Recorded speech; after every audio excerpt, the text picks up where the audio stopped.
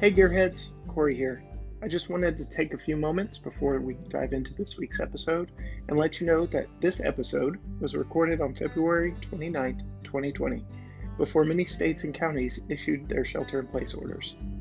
The automotive shopping landscape has changed quite a bit since this episode was recorded. More dealerships than ever are offering excellent ways to shop and buy online with minimal, direct human interaction, as well as some exceptional offers like 0% interest and deferred payments. If you are currently interested in purchasing a car, please be safe and exercise caution, whichever method you choose.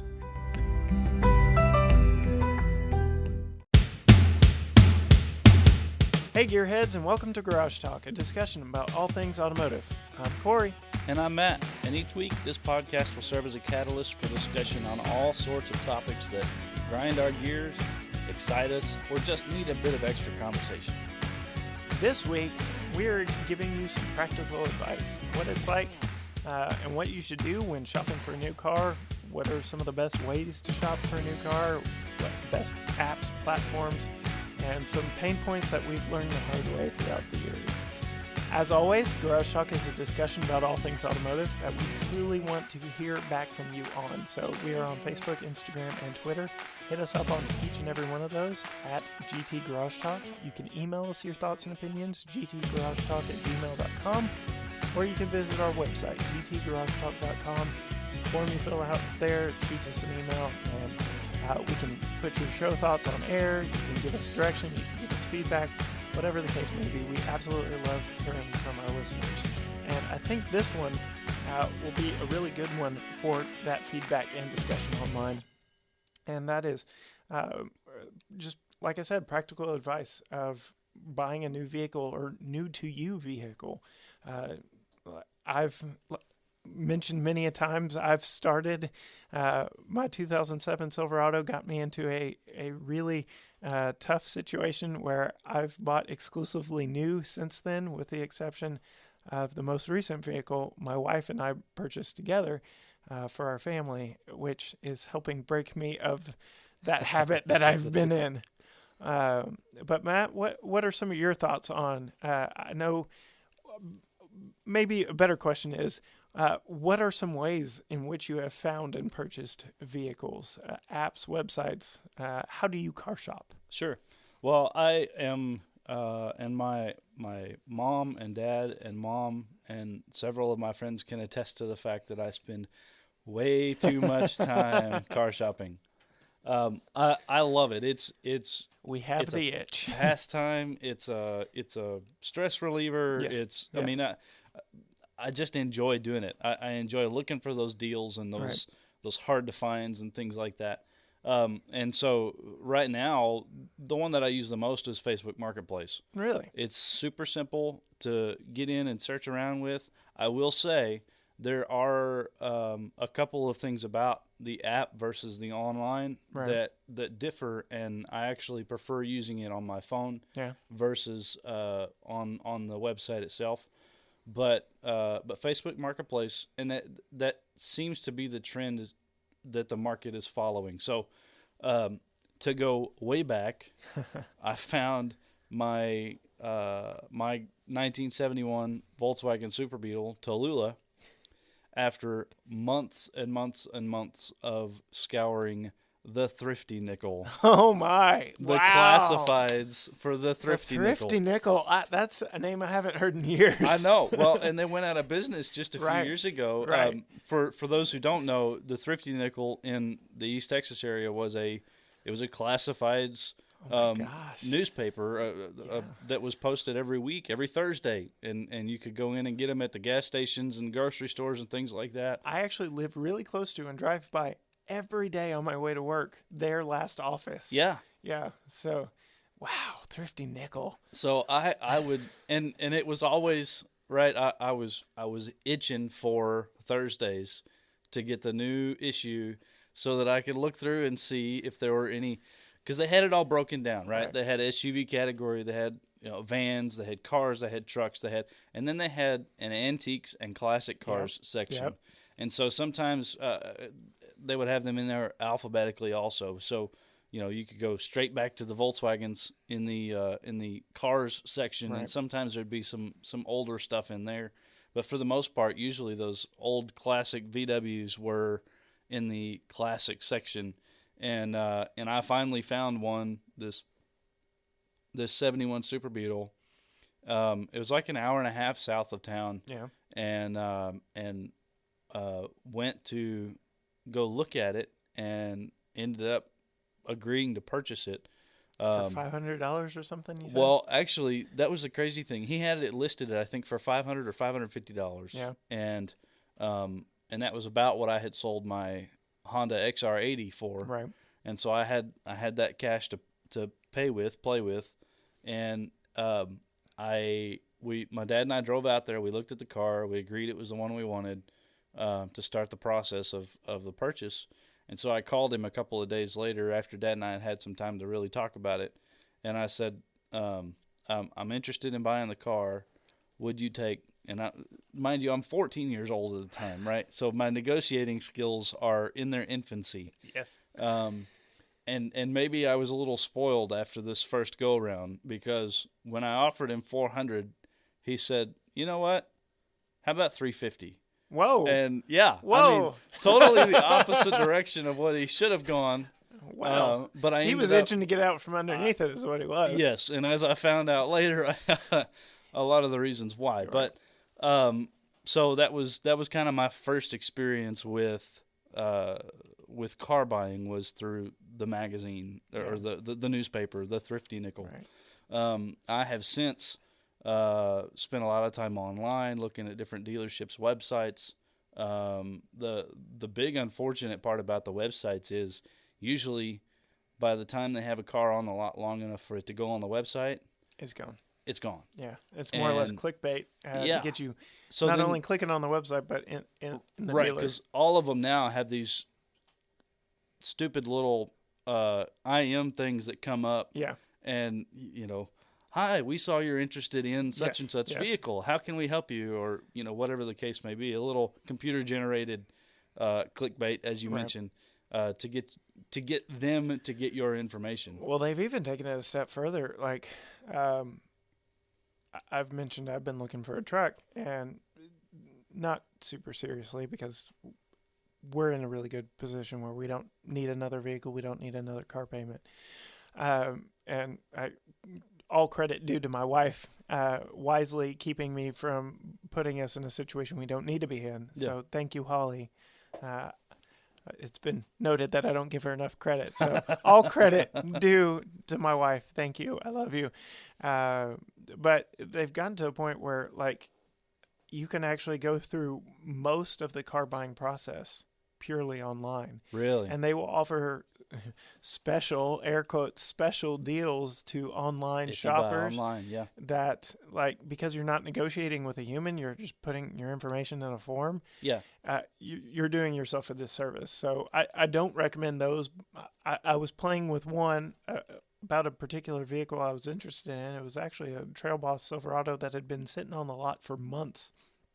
But yeah, I highly discredit that online shopping form. Always do it in person. Oh yeah, definitely. Yeah, I would completely agree with that. And that leads us to another car buying option. There's several websites and apps now that you can. There's an app for that. From start to finish, purchase a car and they'll deliver it to your doorway. Carvana being one of them. TrueCar. What are some of the other ones on it? Vroom. Yeah. Where Carvana's got the vending machines. You get a big coin and put it in. An automobile vending machine. I mean, really, what sort of instantaneous society do we live in that we can just go to a vending machine for our next car? I think I'm going to buy a car today. Let's see. I'll put some info in this app and get a coin and go. Yeah. I mean, really? Yeah. Like, it just, I don't know. I have a bit of a disdain for the online purchasing process. So to that, and I could talk to him about coming on, but I've actually got a coworker who I noticed he's got a GMC Canyon truck, And the license plate frame says Carvana on it. And I was like, dude, you bought that from Carvana? Like, did you go to the vending machine or what? And he's like, no, I bought it all online. And I've looked at their app and their website. It's pretty cool. They let you know of dents, dings, scratches. Yeah. They've got a pretty comprehensive view of how they do their pictures, and fairly user friendly. And he said he loved it. He said he'd never go back to buying them any other way. Wow. And I didn't press him more on it, but you know, you and I are both nerds for the actual car shopping, Sure. and haggling and talking to a representative at the dealership. So I would never go purely online. Yeah. At all. But yeah. So. Well, and so like TrueCar, they present it as this new idea of right. you get the true price of the Right. vehicle without any haggling, without any. Haggling's the fun part. Exactly. I love the haggling portion of it. Right. That's a whole part of the car buying process. But I see, you know, with this phone society that we Right. live in these days, everyone's got a cell phone. Everyone's stuck in their cell phone. Always looking Nobody down. wants to talk in person anymore. Right. Nobody Right. wants to deal with that confrontation. And so, yeah, there are car buying processes that have taken advantage of that and said, Absolutely. cool, you don't want to talk to anybody? Here you go. And you pay the price for it too. And you pay the price for And it. then you finance. So Yeah. you're paying for it twice. Yeah. So my car buying history mirrors yours a little bit. So first car was a hand-me-down from my grandparents that my parents blessed me with, and I am very grateful for that car. Don't get me wrong. I've mentioned some of the problems it had, but I did love that car. It was my first taste of freedom. My next car, after doing some more thought on it, I actually found that in the newspaper, like just the regular newspaper, not the Thrifty Nickel. Nice. But in a neighborhood very close to where I live now, actually. So funny how it comes all around. Oh, yeah. My next 3 vehicles, which were all brand new, actually, my next 4 vehicles that I purchased were all for me. They were all brand new, and they were all Chevrolets. All came from a dealership, and I found them one way, shape, form, or another. Sarah Jo, my 2007 Silverado. My manager, I was working at a swimming pool store. My manager actually bought her one at the Chevy house in Frankston, Texas. And so she bought her. It was Daisy May. I got her naming her truck. So that was Daisy May. She was a white Silverado crew cab, pretty much same truck I had, except she had the bench seat and cloth. I was more into luxury at the time, so I had leather buckets, but Yeah. whatever. Anyway, she found that. She loved it. And while we were there, like, I helped her in her car buying process because, again, I loved the whole process of it. I helped her haggle and negotiate at other dealerships when she was looking. But while we were there, we came in contact with the number 2 in the dealership. Like, his name's not on the side of the dealership. He's the guy right underneath him, and like the sales manager or whatever. And there was Sarah Jo sitting there on the lot. I remember taking a picture of her with my crummy cell phone camera weeks before I actually bought her. And I had decided to actually buy her when my parents were out of town. They were running a President's Day. Was it President's Day special? No, it wasn't President's Day. What's in June? Because I bought her in June. It was Memorial Day. Memorial Day. The end of May. They extended the Memorial Day sale. And I talked my parents into co-signing for me because I had the money. I just didn't have the credit. And they agreed to it and bought that car. My next vehicle was the same family of dealerships, but in Jacksonville, Texas. I had been looking to get out of my gas-guzzling V8, and so again into another gas-guzzling V8. Oh no, this one was. Oh no, that's right. The mom car, my Chevy Equinox. Found that one online through the basically General Motors website. They pointed me to the dealership that had one with all the options I wanted, and so I again went in person and haggled. The next one was I turned 25, and everyone knows, all guys know that when you turn 25, your car insurance dips down. Sure does. And because you become a better driver right then and there. and I got a raise right at the same time. So it was a perfect storm of everything. My dream car is a Chevy Camaro, and that was the 45th anniversary year model for the car. And I drove by the Tyler Chevy dealership and saw it sitting there, and I said, you know what, I'm just going to go look at it. Yeah, looked in the window, and they had me hook, line, and sinker. Not only was it an anniversary edition V8, so Camaro SS, but I looked in the window, and it was a manual transmission. And to find a manual transmission car sitting on the lot of a local dealership of my dream car in an anniversary, like, it was perfect. Like I said, perfect storm of everything. And I learned a lot of things what not to do when car buying with that one, because it was my dream car. There was nothing stopping me. I even called coworkers while I was test driving it. They let me have it overnight. They already had me hooked. Never accept the overnight test drive if you don't intend on buying that exact car, because they had me hook, line, and sinker. My eyes were bigger than my wallet, and I called a friend while driving the car that evening. I said, dude, talk me out of it.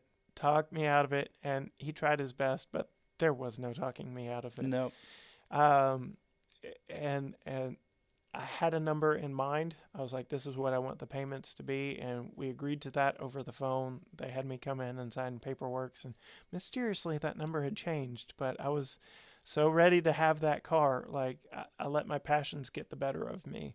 And I bought it solo. So things I have learned from all the mistakes there is, especially if you're buying something that you're very passionate about, that you've wanted for a while, bring someone to play good cop, bad cop with you. Oh, yeah.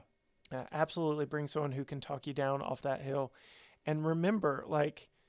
somebody who has no skin in the game. Right. And remember the fact that car manufacturers, in an effort to make lots of money, also make lots of cars. Yes, like, they do. It's not the only one. That's right. Which is where my head was at that time, because it was an anniversary edition and a V8 and a manual transmission. In my mind, it was the only one. It was the only one, yeah. Because it, like I said, it was fully loaded, had the sunroof, had everything. So that purchasing experience by itself taught me everything that I know to share with all our listeners, all my friends. Bring someone with you. Absolutely. And like you said, no skin in the game, someone that can be negative and can truly play good cop, bad cop with you, because that's when they start to haggle. They're like, oh, they got this person here pulling the reins back. Yeah. I've got to sweeten the pot a little. Yeah. So that's the fun part of it. So there's a couple of things you mentioned that I want to play on a little bit. One is the fact that with your Equinox, you found it online. Right. But you didn't buy it online. Right, which I believe is how car shopping should be. Same is true of our current Jeep Cherokee Trailhawk. Right. I found it online, but by no means did we buy it online. We went and haggled in person. Exactly. And that's how the internet should be used when it comes to buying vehicles. Is it should be the starting point. You alluded to the fact that truly mass desirable cars, it'll be hard. You'll be hard pressed when they finally get the pictures and everything loaded to their website. Right. It's still being there, especially if it's a really good find. Yeah. Which on our Jeep Cherokee Trailhawk, I truly didn't expect it. I thought it was going to be gone. It was too good to be true. Right. Like, from what I knew, and I researched it more after I got the wife's blessing that she would be interested in that car, because I thought it was too like manly macho. Plus, car color was important to her. And it's an odd blue-gray color. Yeah. I'd truly like it. They've since discontinued the color, but color was important to her. And again, I thought it was going to be too manly and macho, and she'd shoot me down immediately. But when she expressed interest, I took it and ran with it. Oh, so, yeah. One of the other things you mentioned, too, with the car buying process, having somebody with you who can talk you down off of the cliff, kind of a thing, is once you're at the dealership, and this is probably some good advice for anybody buying a car. Once you're at the dealership, the last thing the dealer wants you to do is leave in your own car. And that's absolutely what you should do. Absolutely. Yeah. I mean, unless you have already done all your research, you know what you want to spend, Right. you know everything about the vehicle that you're going to look at, you are willing and ready to buy the car that day. Don't buy it that day. If you are not 100%, walk away. Right. Sleep on it. Always walk away. And that's another area where I broke my own rules. I left in that car and it was mine from that point on. Yeah. Yeah. So, Cory and I both, we like to go haggle. We like to go, pick the dealer's brains. We like to go spend time at the dealership, right? Absolutely. And so we'll do that just for the fun of going and every once in a while getting a free test ride kind of a thing. Right. But to say I drove this. Yeah, but really, truly, you do not have to buy that car that day. Right. You don't. The dealer will make you think that you absolutely do, but when it comes down to it, you drove there, right? Yeah. So the bad ones will even pony up a story. Oh, we had someone looking into this yesterday, and they're pretty serious. So, but and that goes back to what you said a minute ago. There's 1,000 of them. Yeah, there are tricks to the trade, and I actually I take my car to a dealership to get the oil changed for many reasons. One, proximity to work. Two, they have a shuttle that can take me to work. And again, they're working on it while I'm at my 9-to-5 job, and my weekend is my weekend. And so while I am there waiting for the shuttle ride or whatever, I always walk to the other side of the dealership where all the new cars are and drool over and sit in and play with and turn the knobs and look at this, look at that, read the window sticker. The last time I was there, I actually spent quite a bit of time talking to one of the salesmen about what they do. It was a rainy-ish day. It was a Friday, middle of the day. I had actually taken the day off from work and was getting some stuff done that needed to get done. And spent a good portion of the morning talking to them about how they drum up business, how that particular dealership views online sales and their online presence and things of that nature. So it would be fun. He expressed interest. We were still in the conceptual stages for our podcast, and I said, would you all ever be interested in partnering with us? And they expressed interest. I won't name them because nothing is final, nothing is set in stone, but he said that it would be a possibility. So it would be interesting to get the point of view on the other side of the table. Sure. Because they've got sales goals they have to hit. They've got quotas they've got to hit. They in the commission world, they're trying to feed their families too. So we don't want to paint auto dealers as this necessary evil, but at the same time, truly stop and realize that this is one of the biggest investments you're going to make. Do it right. Do your homework and don't rush into anything. Potentially tens of thousands of dollars worth of agreement that you make. So I was talking to my parents about at the time of this recording, we have 2 episodes out live for everyone to hear. And at that point, at the time I was talking with my parents, only 1 episode was out. And so we were talking about kind of our family car history and where we've been. And in one of our previous episodes, I mentioned that we had a Oldsmobile station wagon growing up. And they said, do you know what the interest rate was on that station wagon when we bought it? Oh, no. Care to guess, Matt? About when did they buy it? So maybe 89, 90, 91, something like that, because I have memory, and I was born in 86. So. Okay. So I'm going to say... I think it was an 88 station wagon, to be honest. Okay. So that would have been, late 80s, early 90s was when the economy really took that big hit, crash right there. I'm going to say, so it's either going to be really stupid low or really stupid high. Yep. I'm going to lean on the high side and say it was like 11.5% interest. 14%. 14% interest. My dad joked that they bought that car twice. No kidding. Over the years because, 14% interest. Wow. Nowadays, car companies are so hungry for you to buy vehicles, they're giving you 0% interest, which if you could find that deal, absolutely explore it more, but don't just jump right in. Yeah.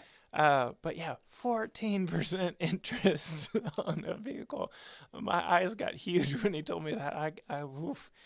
I can't fathom. Like, I think we're paying 2.8, 2.4, 2.5, something like that on our Jeep. Yeah. And that's high. Yeah. Like, so yeah. it's crazy, the ebbs and flows of the market, and most of the what it takes to get into a vehicle. Most of the dealerships too, like if you shorten up the term on what you're looking at, and I do this a lot when I'm building cars. Right. There's a threshold in there where they may not give you the discounts, right. but they'll do that 0% financing. So like at 60 months, it's 1.9%. At 72 months, it's like 2.9 or 3.5%. But then if you go the other way, 72 months. 72 months. Yeah, 72 months. That's 6 years. 6 years of paying for a vehicle. And my Cruze, my current car, is the first and only vehicle I've actually had for that length of time. We paid it off early, but yeah, it has gotten insane, and it's because car prices are getting so high, and people are more concerned with the payment number than they are the length of the term, right, or the final price. And that's another very, very important point when you're car shopping. There are numbers that you absolutely need to get. That is the final sale price of the vehicle, the interest rate, and the monthly payment. Because if they're only telling you one of those things, they can hide other expenses, other fees in. Like I said, the bad dealerships will do it. They will get your money one way, shape, or form or another. They had me hook, line, and sinker with my Camaro. Like I said, I had a number in mind I was not going above, that I ended up going above, because when I showed up to sign the paperwork, they were like, oh yeah, by the way, there's this. Right. I won't say what dealership it was. I won't say what it was that they talked me into, but they talked me into it. They had me hook, line, and sinker. But those are the three numbers you really need: is the sale price of the car, the interest rate, and the term length. Because I mean, there's dealers out there financing for 84 months. Yeah, 7 years. That's ridiculous. You should not be paying for a vehicle that long unless you plan on keeping it longer Forever. than that. Yeah. So for the sake of argument, I looked up the average miles per year, and this is U.S. Department of Transportation. This is their numbers. Americans now drive an average of 13,476 miles a year. Wow. That works out to be over a 6-year term. So you finance a car for 72 months. 13,500 miles a year is over 80,000 miles on that vehicle. And that's the average amount of miles. Like, right. I know for my wife and I, we bought the Pilot 2 years ago. We've put over 40,000 miles on that car in 2 years. We've put many miles on the Jeep as well. We've gone to Houston and Dallas, and my wife travels for work all over the state. Yeah. So we've put several miles on that. I mean, we've taken it to Corpus Christi. That ain't no short drive. No. If you know anything about Texas, it's big. Yeah. And that's a long drive in itself. My Cruze was taking me to and from baseball games in Houston and in Arlington, and I was racking up miles on it early, but like I said, I put 12 miles a day on it now, and so I'm at 74 and some change, I believe, on that, and it's a 2013 vehicle. So yeah. So you've slowed yours way That's down. on the low end, but on the Jeep, it's on the high end. So right. Yeah, we've put over that average number on the Jeep and under that. So I'd say between our two cars, that's probably about right. So a 6-year term. And again, that's for average. If you buy a $25,000 or $30,000 vehicle, let's, for the sake of the argument, $30,000, 6 years, right? Your payment's going to be close to or over $600 a month, pretty easily, and that's with a decent amount down up front, things like that, decent interest rate. You're going to be around $600 a month. 80,000 miles over that 6-year period on the average side of things, and now you have a vehicle that's worth next to nothing. $8,000. Yeah. I mean, the depreciation on it. Anything over 100,000 miles, unless it's a pickup truck, and I'll add this: good luck finding a brand new pickup truck for less than $30,000. Right. They don't exist. So unless it's a pickup that hold their value for decades, Or a Wrangler. More than likely you're going to be Upside down or next to nothing by the time you get it paid off on the value. So it's like you said earlier, those key numbers to consider: the length of the term, the interest rate on the term. Know yourself how much you plan on driving it, because do that math. Figure out, when I pay it off, how many miles are going to be on it, and you can figure out basically where the market's going to be on that vehicle when you're looking to sell it too. Right. When I got rid of Sarah Joe, which I still to this day miss that 2007 Chevy Silverado, when I got rid of her, like, the truck market was on the upswing. Like, I think we're in peak truck buying season right now. Definitely. I mean, as we drove here today, gas was $2.03, I believe, is where gas prices were on regular, and it lends to, yes, buy big trucks. We're in East Texas, buy big trucks, and so I regret getting rid of my truck when I did, because at that point in time, gas prices were $4 a gallon and on the downward turn. But again, the financial situation I was in, I bought that truck to do pool cleaning work, which I wasn't doing anymore. A lot of factors changed from when I bought it to when I got rid of it. And so even when you're trading in a vehicle, like, don't trust Kelley Blue Book. I see that as one of the big misnomers of car shopping. Right. Everybody thinks their car is worth what Kelley Blue Book or some other car site tells them. And then you get to the dealer and they're like, your car's worth this, and it's thousands less. Yeah. Do your research, know what it's worth, shop similar vehicles, similar options, see what they're going for out in the market, both at dealerships and by private sellers. And that'll give you a better value knowing what your car's worth going into the dealership. Yeah. So TrueCar, I think I mentioned at the beginning of the episode, is kind of the one who's pushing this idea that they're the only ones, they're the inventors of knowing the worth of vehicles. No. Well, guess what? There's been several others around for a long time. Right. NADA values tend to be, and it differs from region to region, but NADA values tend to be a little higher than Kelley Blue Book. Edmunds is another good one. Right. They're kind of in the middle, but on the higher side of the values. Also, Kelley Blue Book, there's TrueCar, but also just getting on Facebook Marketplace or Auto Trader and things like that. Look for, if you've got it narrowed down, like my wife did. She wanted a Honda Pilot, and I had an idea of what we could afford to spend, so I started looking for vehicles in that range of money and miles and model, and really just kind of built this idea of what those cars were worth when they had that many miles on them, based on the options that they had. And the more of it you do, the more vehicles you look for, the more knowledge about that vehicle you're going to have, obviously. And with both of us doing this as a like, we enjoy going car shopping, like, this is just innate knowledge for us. Like, we can tell you, you overpaid for that, or wow, you got a steal on that. Exactly. Just like I said, when I found our Jeep Cherokee Trailhawk, I knew instantly it was a find. We need to explore this further, because there ain't anything else like it on the market anywhere near us. And to this day, I still have not found anything that matches up to it. So we truly did get a steal on that. And that, like I said, that has kind of started my itch of breaking me from new car exclusively, because man, when you find that deal, and it's addictive. It's the thrill of the hunt, right? Yes. So you've women, been looking for weeks clothes and weeks. shopping, guys, car shopping. Exactly. Not exclusively, I understand, but that's what it is. I mean, when you get to the point where you're saying, okay, the vehicle that I have it's going to start falling apart. It's going to start needing more and more repairs. I'm really going to be better off if I go ahead and purchase something new. Or if you've never purchased a car before, maybe you're 15, 16, 17 years old, and you really begin to explore that opportunity. Yeah.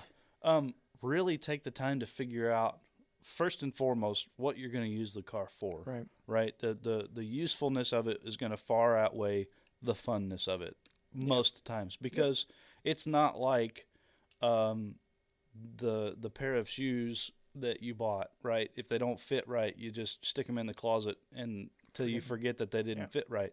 This is going to be something that you're in every day. Yep. And so it has to fit you right. It has to be comfortable. It has to be useful. It has to be the thing that you want it to be. So write down, make a note in your phone. Some non-negotiables. Some things that you know that you have to have. If you have to be able to put 6 people in it, guess what? You're buying a third row SUV.